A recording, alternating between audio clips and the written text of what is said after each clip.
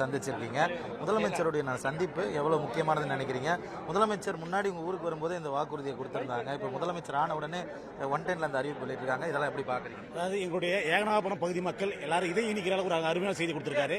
கடந்த திமுக ஆட்சியில அங்க அதாவது விவசாய பொடி மக்கள் எந்த அளவுக்கு வஞ்சிச்சாங்களோ அதுக்கு ஒரு நல்ல தீர்வு கொடுத்திருக்காரு. அதாவது நான் முதலமைச்சரை எங்களுடைய காவல் தெய்வமா கொண்டாடுறேன். ஏன்னு சொன்னா அங்கே அதாவது அந்த பகுதி விமானம் அமைக்க கூடாது, அதுக்கு தகுந்த சுற்றுச்சூழல் பாதிப்பு பகுதி நாங்கள் ஏற்று சொல்லிட்டோம். ஆனா இப்ப இருக்கிற நம்ம மரியாதைக்குரிய நம்ம மாண்பு முதலமைச்சர் அவர்கள் அவர் எங்க ஊருக்கு வரப்ப அவருடைய முதல் அரசியல் பயணம் எங்க பரந்தூர் போராட்டம் தான். அப்போ அவர் சொன்னது நான் இந்த மறுபடியும் சிஎம் வரப்ப நான் விவசாயத்தை பாதுகாப்ப திட்டத்தை கைவிடுங்க அது சொன்ன மாதிரி சட்டத்தில் அறிவிச்சிட்டார். இப்போ என்னன்னா திமுக ஏன் இதை பிரச்சனை பண்றாங்கன்னா அவங்க ஒட்டுமொத்தமா முதலீடு பண்ணிட்டாங்க. அவங்களுடைய பினாமிகள் பெயரால இந்த ஏற்கனவே திட்டம் வருதுன்றதுனால பினாமிகள் பெயரால பல ஆயிரக்கணக்கான ஏக்கர் நிலங்களை பல கோடிகள் கொடுத்து வாங்கிட்டாங்க. இன்னைக்கு இந்த திட்டம் அதாவது கைவிடப்பட்ட உடனே ஐயோ அம்மா அடிச்சுக்கிறாங்க. அதாவது கொஞ்சமாவது ஆட்சி இல்லை, மக்களுக்காக போராடுங்க. 75 கட்சின்றீங்க, என்ன கட்சி இது? மக்களை பாதிய கட்சியா? நேற்று தினம் முன்னாள் அமைச்சர் தங்கம் தென்னரசு பேட்டி கொடுத்திருந்தார். அரசுக்கு இதுல அரசியல் இருக்கு, அரசுக்கு இதுல அரசியல் நோக்கம் இருக்குன்றாரு. இப்ப அரசுக்கு அரசியல் நோக்கம் இருக்குன்ற போது அதை அந்த கூட்டம் எப்படி பாக்குறீங்க? அதாவது இப்ப இருக்கிற மாண்புமிகு முதல்வர் விஜய் அவர்களுக்கு மக்கள் நலன் தான் இருக்கு. அரசியல் திமுக தான் பண்றாங்க. அரசியல் இதே திமுக 8 வயசு சாலையை ஆப்போசிட் பண்ணுவாங்க. எதிர்கட்சியா இருந்தா ஆளுங்கட்சி ஆதரிப்பாங்க. மக்கள் நலன் சாராத கட்சி திமுக. தமிழ்நாட்டை பொறுத்த வரைக்கும் திமுக எதிர்கட்சியா தான் நல்லது. ஆளுங்கட்சியா தளபதி விஜய் அவர்கள் தான் இருக்கணும். இப்ப இன்னைக்கு முதலமைச்சருடனான சந்திப்பின் போது உங்கள் சார்பில் எதுவும் பரிசுகள் கொடுத்தீங்களா? அவர் என்ன சொன்னாரு, அதை ஏத்துக்கிட்டாரு? அதாவது 2 பேருமே நம்ம முதலமைச்சர் மிகுந்த சந்தோஷத்தோட இருந்தார். அவருக்கு ஏன்னா அவர் கொடுத்த வாக்குறுதி காப்பாத்திட்டாரு. விவசாயம் நாங்க ஏறக்குறைய 4 வருஷம் அவரோட டிராவல் பண்ணிட்டு இருக்கோம். எங்களுடைய கஷ்டங்கள் எல்லாமே அவருக்கு தெரியும். ஏன்னா நாங்க இன்னைக்கு கேட்கிறோம், அதாவது தங்கம் தென்னர் சார் இருக்காருல்ல, அவங்களுடைய அப்பா அம்மா மல்லாங்கனர் ஒரு சொந்த ஊர். அந்த ஊர்ல அவரோட அப்பா அம்மாவுக்கு நினைவு வச்சிருக்காரு. புரியுதுங்களா? இங்கே பீச்ல சொல்லலாம், கலைஞர் நினைச்சு இருக்கு. அங்க பாரம்பரியமா பல்லாயிரம் ஆண்டுகள் வாழ குடும்பங்கள் நாங்கெல்லாம் பார்த்தோன்னா விவசாயிகள், அதாவது வாழ்வாதாரம் எங்களுடைய பாரம்பரியமான கிராமம் அதெல்லாம் அழிச்சிட்டு அவர் தங்கம் தென்னர் சாருக்கு எப்படி அவங்க அப்பா அம்மா அதாவது அந்த நினைவு சின்னம் வல்லாங்கனர் எவ்வளவு முக்கியமோ அதே மாதிரி ஏகனாபுரம் முக்கியம். ஏகனாபுரம் நாங்க தான் இங்க தாத்தம் பாட்டன் 30 அங்கதான் போச்சிருக்கோம். நாங்க என்ன பண்ணுவோம்? 1900 ஏக்கர் நிலம் கையகப்படுத்திட்டோன்றாங்க. அதுல வாட்டர் பாடிஸ் நீர்நிலைகள் எவ்வளவு இருக்கு? அதுல சார் 26% சார். இதுவரை இந்தியாவிலேயே ஒரு திட்டத்துக்கு 26% வாட்டர் பாடிஸ் எந்த திட்டத்தும் கிடையாது. அதாவது படிச்ச ஐஏஎஸ் அதிகாரி யாரும் இந்த திட்டத்தை போட்டுக்கவே மாட்டான். படிச்ச மனுஷங்க படிச்ச ஐஏஎஸ் யாரும் திட்டத்தை போட்டுக்க மாட்டாங்க. 26% வாட்டர் பாடிஸ் போடுவாங்களா? 26% உள்ள ஏரிகள் குளங்கள் நீர்நிலைகள் 1000 வருஷத்துக்கு முன்னாடி இந்த கம்பன் கால்வா இதுல அடிபடுது.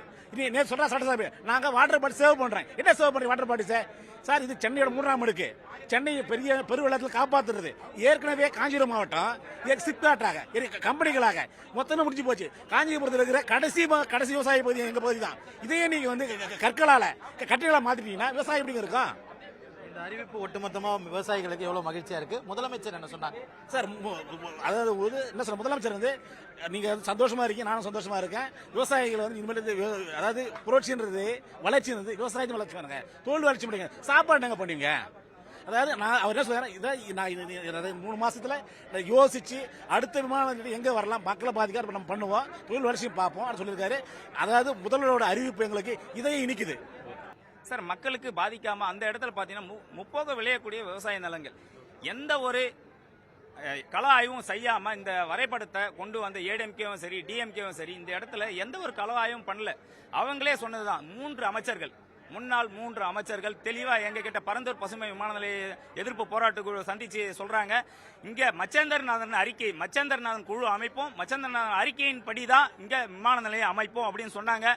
மச்சேந்திரநாதன் கள ஆய்வு பண்ணாங்க.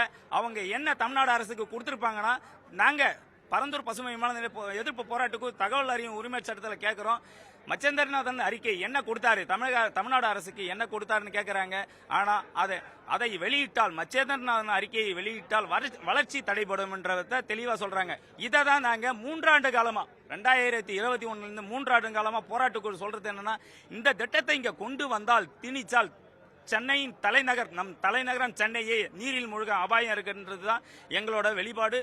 ஒளிவு மறைவு இல்லாம இந்த திட்டத்தை ரத்து செஞ்சு இவ்வளவு பெரிய பாதிப்பை தமிழ்நாட்டின் நம் தலைநகரத்தை சென்னையே தமிழ்நாட்டின் முதல்வர் தளபதி விஜய் அவர்கள் காப்பாற்றிருக்கிறாரு. அவருக்கு மனமார்ந்த ஏகனாபுரம் கிராமத்தின் சார்பாகவும் விவசாயிகள் சார்பாகவும் பரந்தூர் பசுமை விமான நிலைய எதிர்ப்பு போராட்ட குழுவின் சார்பாகவும் மனமார்ந்த நன்றியை தெரிவித்துக் கொள்கிறோம். பரந்தூர் பசுமை விமான நிலைய திட்ட குழுவோட அமைப்பாளராக இருக்கிறேன். ஏகனாபுரம் சுதாகர் பேர்.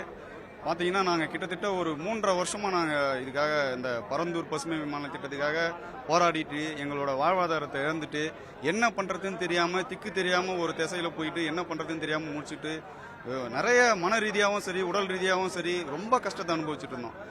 முன்னாடிலாம் பார்த்தீங்கன்னா எங்கள் ஊருக்கு முன்னாடி ஒரு தளபதி வந்து எங்கள் ஊருக்கு 2024 வந்தாங்க. அதுக்கு முன்னாடி ஒரு 2 வருஷத்துக்கு முன்னாடி பார்த்தீங்கன்னா ஊருக்குள்ளே யாரும் வர முடியாது, வெளியே போக முடியாது. ஒரு மிகப்பெரிய கம்பி வேலி மாதிரி என்னவோ தீவிரவாதி மாதிரி எங்களை வந்து கண்காணிச்சாங்க. போலீஸை போட்டு உள்ள வரவங்க யாரா இருந்தாலும் அவங்க கிட்ட ஐடி கார்டு காமிக்கணும், வெளியே போறவங்க யாரா இருந்தாலும் அவங்க கிட்ட ஐடி கார்டு காமிச்சு தான் உள்ள போகணும், வெளியே வரணும் அப்படின்ற மாதிரிலாம் எங்களை ரொம்ப பாதிப்புக்குள்ளாகினாங்க. அந்த தளபதி உள்ள வந்து எங்களுக்காக குரல் கொடுத்த அந்த நாளுக்கு அப்புறம் தான் அந்த போலீஸ் போர்ட்ஸே கொஞ்சம் ரிலீஃப் ஆச்சு எங்களுக்கு. அப்பயே அவங்க வந்து பயந்துட்டாங்க. அந்த பயத்தோட வெளிப்பாடு தான் இப்போ எல்லாருமே கத்திட்டு இருக்கிறது. அவங்க இப்போ வந்து இந்த பரந்தூர் பசுமை விமான திட்டம் வந்து ரத்துன்னு சட்டசபையில் அறிவிச்ச உடனே பார்த்தீங்கன்னா திமுகல இருந்து எல்லாருமே வந்து கத்துறாங்க. 90% வந்து நாங்கள் கைப்பற்றிட்டோம் அப்படின்னு சொல்றாங்க.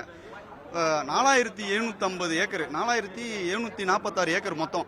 ஆனா இப்போ அவங்க கைப்பற்றதா சொல்றது பாத்தீங்கன்னா 1700 ஏக்கர். இது எப்படி 90% ஆகும்னு ஒண்ணுமே புரியல. எல்லாம் யாருமே எதுவுமே தெரியாத இருக்கிறாங்களா? இங்க ஏகனாபுரம் கிராமத்துல எல்லாருமே விவசாயிங்க தான். விவசாயிங்களா இருந்தாலும் நல்லா கணக்கு போட தெரிஞ்சவங்க. நல்லா தெளிவா பாருங்க, 5746 ஏக்கர்ல 1700 ஏக்கர் எப்படி 90% வரும்? அது கூடவா தெரியாம இருக்கிறோம்? எப்படிலாம் ஏமாத்துறாங்க பாருங்க. உண்மையிலேயே இந்த விவசாயிகளுக்காக மக்களுக்காக நல்லது செய்யணும்னு வந்திருக்கிறாரு தமிழக முதல்வர் அண்ணன் தளபதி ஜோசப் விஜய் அவர்கள். கண்டிப்பா அவரோட இந்த வெளிப்பாடு, அவரோட இந்த அவர் அறிவிச்ச இந்த 110 விதியின் கீழ் பரந்தூர் பசுமை விமான திட்டம் வந்து வேணான்னு சொல்லி ரத்துன்னு சொல்லி அறிவிச்சது உண்மையிலேயே ரொம்ப வரவேற்கத்தக்கது. இதனால பாதிக்கப்படுறவங்க தான் இப்ப கத்திட்டு இருக்கிறாங்க. எதனாலனா அந்த பரந்தூர் சுத்தி இருக்கிற பகுதியில் ஏர்போர்ட் வரும்ன்ற பகுதியை சுத்தி இருக்கிற இடத்துங்கள திமுக இருக்கிற முக்கியமான புள்ளிங்க நிறைய இடத்த வாங்கி போட்டாங்க. அதோட வேல்யூ வந்து இப்ப கம்மியாயிடும். அந்த பதட்டத்தினாலையும் அந்த பயத்தினாலையும் அந்த வைத்தறிச்சனாலையும் தான் இப்போ வந்து அவங்க வந்து இங்க இப்படி கத்திட்டு கிடக்குறாங்க சட்டமன்றத்தில். தயவு செஞ்சு உங்களோட சுயநலத்துக்கு இல்லாம மக்களோட பொதுநலத்துக்காகவும் கொஞ்சம் வேலை செய்யுங்கன்னு அவங்க கிட்ட மன்றாடி கேட்டுக்கிறோம். இதுல முக்கியமான ஒரு கருத்து என்னன்னா, இங்க நிறைய பேர் இப்போ போராட்ட குழுல நிறைய கட்சியில இருக்கிறவங்க எல்லாரும் ஒன்னு சேர்ந்து தான் இந்த போராட்ட குழு அமைச்சிருக்கிறோம். இதுல முக்கியமா திமுக இருக்கிறவங்க நிறைய பேர் 7 பேர் இந்த உறுப்பினர்ல இருக்கிறவங்க 7 பேர் திமுக இருக்கிறவங்க தான் முக்கியமான பொறுப்புல இருக்கிறவங்க தான். ஆனா அப்படி இருந்தும் ஃபர்ஸ்ட் வந்து மண்ணு தான், ஊரு தான், விவசாயம் தான், அதுக்கப்புறம் தான் கட்சின்ற வரப்ப அந்த ஒரு இதுல வந்து எல்லாருமே கரெக்டா தெளிவா நின்று எங்களோட ஒரே குறிக்கோள் பரந்தூர் பசுமை விமான திட்டம் ரத்தாகணும். எங்களுக்கு வந்து நாங்க ஒரே ஒரு விஷயத்தை தான் தெளிவா சொல்லிக்கிறோம். ஏர்போர்ட் வந்து நாங்க வேணானே சொல்லல. எந்த இடம் அதுக்கு தகுந்த இடம் ஆய்வு பண்ணி அந்த இடத்துல எடுத்துட்டு போங்க. வளர்ச்சி தேவை. வளர்ச்சினா எப்படின்னா பசுமையா இருக்கிற நமக்கு சோறு. ஒரே ஒரு சின்ன ஒரு உதாரணம் ஒன்று சொல்லிக்கிறேன். ஒரு 10 ரூபா வாட்டர் பாட்டில், 30-40 ரூபா பெப்சி. ஃபர்ஸ்ட் என்ன பண்ணுவோம்? ரொம்ப முக்கியம் எதுன்னு பார்த்தீங்கன்னா தண்ணி தான். அது கம்மியா இருக்குதுன்றதுக்கோசம் அதை வாங்காம நம்ம பெப்சியை வாங்கி குடிப்போமா? பாருங்க, ரொம்ப தாகமா இருக்கிறப்ப தண்ணி தான் வாங்கி குடிப்போம். அந்த மாதிரி தான் விவசாயமும் ரொம்ப முக்கியமா. கண்டிப்பா இப்ப இல்லைனாலும் வருங்காலத்தில் அது வந்து நம்ம தமிழ்நாட்டுக்கு முதுகெலும்பா வந்து நிற்கும். விவசாயிகளுக்கு ஆதரவா இந்த தீர்மானத்தை எடுத்துட்டு வந்த ரத்து செஞ்சு விமான நிலைய போராட்டத்தை வந்து பரந்தூர் பசுமை விமான திட்டம் வந்து ரத்துன்ற அறிவிப்பு வந்து ரொம்ப வரவேற்கத்தக்க விஷயம். கண்டிப்பா தமிழக முதல்வருக்கு எங்க நெஞ்சார்ந்த நன்றியை தெரிவிச்சுக்கிறோம். அவரை பாக்குறப்ப நாங்க உணர்வுபூர்வமா ஆனந்த கண்ணீர் வடிச்சோம். அவராலையும் எப்படின்னு சொல்லி அவரு ரொம்ப சந்தோஷப்பட்டாரு. நாங்களும் ரொம்ப சந்தோஷமா இருக்கிறோம். கண்டிப்பா அவர் தான் நிரந்தர முதல்வராக இருப்பார். நன்றி.